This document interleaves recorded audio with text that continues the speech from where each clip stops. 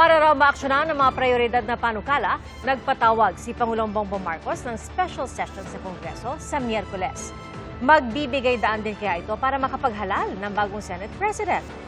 Saksi, si Ian Cruz. Nagsalita na po ang Pangulo. Get back to work. Sa bisa ng Proclamation 1318, inatasan ni Pangulong Bongbong Marcos ang Kongreso na magdaos ng special session sa Miyerkules, June 17. Para mapabilis ang aksyon sa mga panukalang batas na magpapatibay sa social protection, magpapalawak ng access sa edukasyon at healthcare, at magpapatuloy ang suporta sa mga kababayan nating mas nangangailangan. Nais din ng Pangulo na mapabilis ang pagbalangkas ng anti-political dynasty law.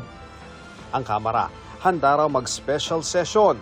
Si Senador Win Gatchalian, hinikayat ang mga kapwa-senador na magpunta.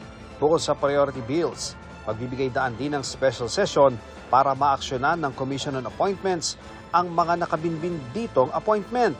Pwede ring magluklok ng bagong Senate President na pwede lang gawin sa loob ng sesyon. Ayon sa Makabayan Block, alam naman ng lahat na higit sa kahit anong panukala, ang special session ay para talaga sa Senate leadership change. Dapat daw itong bantayan ng publiko. Anumang pagbabago sa liderato ng Senado ay hindi dapat makaabsuelto sa mga senador na nahaharap sa kasong korupsyon. Matatandaang ipinipilit ni Senador Alan Peter Cayetano na siya pa rin ang Senate President. Pero giit ng tinaguriang new majority, pinabakante na nila ang pwesto. Ang sabi dati ni Palace Press Officer Undersecretary Claire Castro, nais ng Pangulo na maayos muna ang gusot bago siya magpatawag ng special session.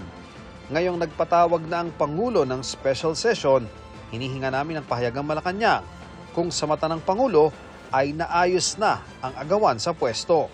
Itong weekend, pumukaw ng atensyon ang pahayag na ito ni Senador Joel Villanueva. Sa pagkakataon po na magkaroon ng special session, tutuparin po natin ang ating sagradong tungkulin sa ilalim ng ating saligang batas. We will be there. Pangako naman po ni Senator Cayetano, bababa siya pag may 13.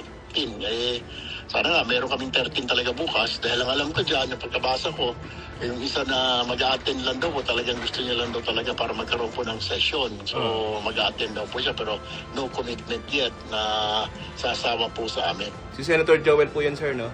Opo. Hinihinga namin ng pahayag si Villanueva. Gayun din si Senador Alan Peter Cayetano at kanyang mga kaalyado. Ako si Ian Cruz, ang inyong saksi.